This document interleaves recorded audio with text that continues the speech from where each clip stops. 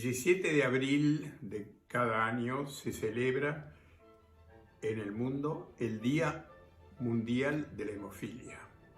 Este día fue estipulado debido a que la Federación Mundial de la Hemofilia en el año 1989 decidió llamarlo el Día Mundial de la Hemofilia, y el motivo es el propósito de incrementar la conciencia sobre la hemofilia y otros trastornos hemorrágicos. Y el 17 de abril es el día del nacimiento del señor Frank Schnabel, que fue el que creó la Federación Mundial de la Hemofilia. Es justo también que en este día hagamos un homenaje a la Fundación de Hemofilia de Buenos Aires por sus 76 años de labor ininterrumpida. Vamos a hacer una pequeña historia del tratamiento, puesto que en los primeros 50 años se sucedieron adelantos. Estos adelantos fueron sumamente promisorios y permiten hoy día aspirar a que un niño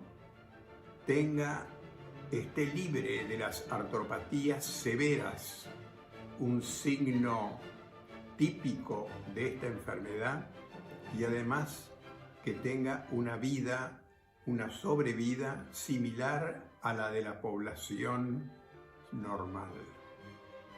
Por tanto, diremos cómo hemos empezado. Y al decir cómo hemos empezado, tenemos que pensar no solamente en los niños a nuestro cargo, sino que con los elementos que hoy tenemos y que tienen los países desarrollados, solamente el 20% de la población mundial accede a ellos. Y el 80% recibe tratamientos mínimos o no tratamiento, lo que significa una alta morbilidad y una significativa mortalidad. El primer avance fue descrito en Lancet en el año 1840 por Lane, que describe que un niño que estaba sangrando aparentemente por una cirugía oftalmológica y utilizando la vieja jeringa de Blundell, se hizo la transfusión de sangre y por una transfusión de sangre cesó el episodio hemorrágico. A partir de ese momento hubo como algo así, como casi un siglo entre el avance de la transfusión de sangre y el plasma citratado. Y el plasma citratado, es decir, el primer fraccionamiento de la sangre, fue debido al descubrimiento del citrato de sodio por el eminente médico argentino Luis Agote, en el cual no debemos olvidar nunca su actuación. Tal es así que él describe la anticoagulación de la sangre y lo envía a Bélgica y a Francia durante la Primera Guerra Mundial, y eso salvó muchas vidas de los soldados. En ese momento empezamos en el año 52 a comenzar con las transfusiones de plasma. Las transfusiones de plasma eran realmente engorrosas porque era plasma fresco congelado, había que descongelarlo, eso significaba 1 hora de trabajo y posteriormente hasta uno tenía el temor de la sobrecarga circulatoria y las reacciones adversas, alérgicas, anafilácticas que producía el plasma.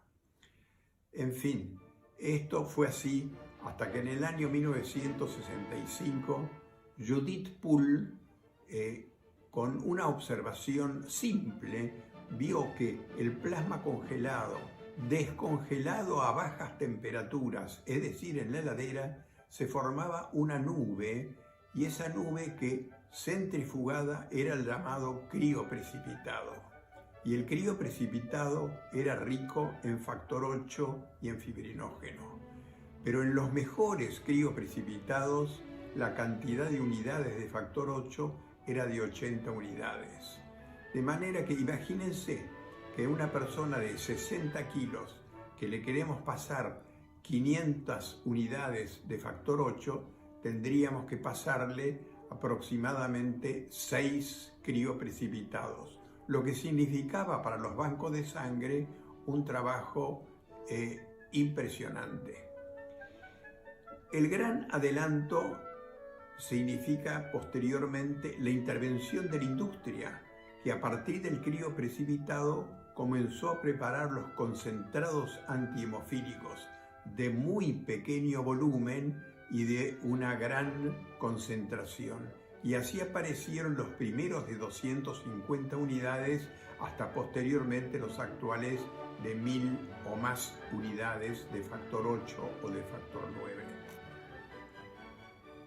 Los concentrados antihemofílicos consiguieron un nuevo avance, que es la profilaxis, el standard of care del tratamiento actual de la hemofilia, puesto que nosotros enseñábamos a los padres de los pacientes o a los mismos pacientes a llevarse los concentrados a su casa y poder infundirse en la medida en que nosotros controlábamos esos episodios.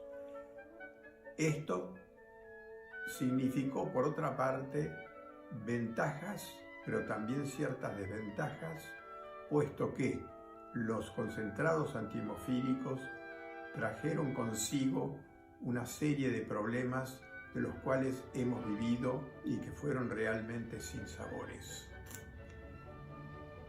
Pero posteriormente a la profilaxis, y acá antes hagamos un homenaje a los primeros que lo utilizaron, la doctora Inga-Marie Nilsson en Suecia y luego el doctor Van Crevel en Holanda. Por otra parte, con los concentrados podemos no dar una dosis fija, sino lo que se llama una dosis adaptada basada en la farmacocinética del factor 8 o 9 en cada paciente, que puede ser bien diferente. Nos queda entonces un nuevo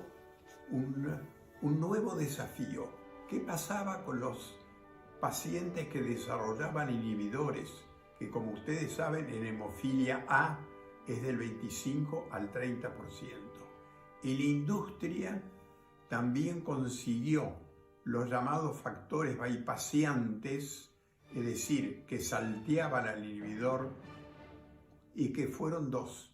Uno, el factor de concentrados protrombínicos activados, que fue utilizado por primera vez en el 1974 y que fue la inyección de activación, y el segundo, que fue utilizado varios años después en una sinovectomía de rodilla, que fue el factor 7A recombinante. Todos estos factores que trataban y de mejorar la fisiología de la coagulación, pero necesitábamos algo más práctico, y ahí se comienzan a describir los factores de larga duración. Estos factores de larga duración o vida media extendida, que trataba de superar la vida media corta de los factores 8 y 9, se consiguieron o mediante la vigilación o mediante la fusión de los factores 8 a fracción cristalizable de la inmunoglobulina IgG. Con ello se consiguieron aumentar la vida media del factor 9 de 3 a 6 veces y del factor 8 de 1,5 a 1,7 veces. Estos datos últimos fueron también ratificados en los estudios de la doctora Neme en la Fundación de la Hemofilia. Todo lo detallado hasta ahora es terapia sustitutiva, y luego aparece la terapia no sustitutiva. Dentro de la medicación no sustitutiva debemos señalar en primer lugar al emicizumab, que ha sido aprobado por ANMAT y en este momento disponible en nuestro medio. El emicizumab es un anticuerpo monoclonal humanizado biespecífico que permite mimetizar al cofactor del factor 8 por el hecho de que el factor 9 activado activa al factor 10. Por lo tanto, evita la acción del factor 8, con lo cual no solamente es útil para pacientes habituales, sino a pacientes complicados, como son los inhibidores, que en el factor 8 es aproximadamente, como dije, del 25 al 30%. Por otra parte, este medicamento se inyecta por vía subcutánea, lo cual significa superar el distrés de estos enfermos, que es absolutamente lógico y entendible. Existen también dos proyectos nuevos sumamente adelantados, y uno es el concizumab. Es un anticuerpo monoclonal humanizado de alta afinidad dirigida a la vía del inhibidor del factor tisular. Es conocido, el TFEPI es un potente inhibidor de la fase inicial de la coagulación, más específicamente a la activación del factor 10 a 10A por el complejo factor tisular factor 7A. El concizumab permite, por tanto, generar suficientes cantidades de factor 10A y, por lo tanto, generar una mayor cantidad de trombina. El inconveniente es que se necesitan dosis subcutáneas, pero diarias, para conseguir los beneficios que son realmente muy satisfactorios. Por último, el fitusiran. El fitusiran es una RNAi de interferencia con acción antitrombina que demostró en ratones deficientes en los factores de la coagulación del 8 una acción sumamente efectiva. Basado en estas observaciones, y además como sabemos que la antitrombina es un muy buen controlador del factor 11, del factor 9 y del factor 2, se empezó a utilizar en humanos con resultados sumamente satisfactorios. En un trial, una trombosis en un seno venoso impidió la prosecución. Se finalizaron estos trials y se comenzó con mayores cantidades o menores cantidades de factor 8 que se agrega muchas veces al fitusiran, y los resultados hoy día son alentadores y vamos a tener pronto un nuevo medicamento en nuestras manos.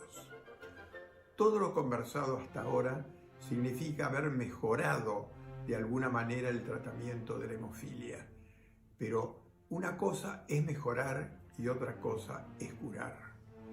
¿Cómo podemos curar? Y solamente podemos curar con la terapia génica. Y la terapia génica comenzó hace muchos años. Yo diría que hace 20 o 30 años que estamos hablando de terapia génica y aún estamos lejos de una solución. Los primeros ensayos de terapia génica fueron la transferencia ex vivo de un gen en fibroblastos de un paciente que luego eran reinyectados al mismo. Esto posibilitó un pequeño aumento de la expresión del factor, pero de muy bajo rendimiento. Hoy día las cosas han cambiado. En factor 9 y utilizando el factor 9 Padua de muy alta actividad, se han conseguido resultados sumamente alentadores, y en un paper utilizando el factor 9 Padua en 30 pacientes se consiguió en ello una disminución del ABR, el Annual Bleeding Rate, prácticamente a 0, y por otra parte un número sumamente reducido de infusiones agregadas del factor faltante en casos de accidentes hemorrágicos. Lo conseguido con el factor 9 de niveles mayores del 30% no fue conseguido con el factor 8, pero en el reciente paper de John Passy, en factor 8, demostró que en 6 pacientes él consiguió una media a través de 2 años del 13%, con un annual bleeding rate de 0 y una disminución de infusiones de 155 en 2 años a 0.5, lo cual significa un nuevo adelanto. Para finalizar, pienso que la terapia génica es realmente una solución. En primer lugar, tendríamos que discutir si la terapia génica es aplicable a todos. ¿Es aplicable a los enfermos que tienen anticuerpos contra el vector? ¿Es aplicable a enfermos con enfermedad hepática importante?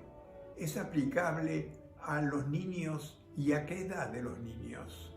Y por otra parte, si la expresión del factor cae, ¿es posible volver a utilizar en el mismo paciente este tipo de terapia? Esas preguntas aún no fueron respondidas. Y a mí lo que más me interesa es el tratamiento para todos, como dice la Federación Mundial de la Hemofilia. La terapia génica, con el costo que se calcula en este momento, es aplicable no solamente para el 20% en países desarrollados, sino a un número aún menor.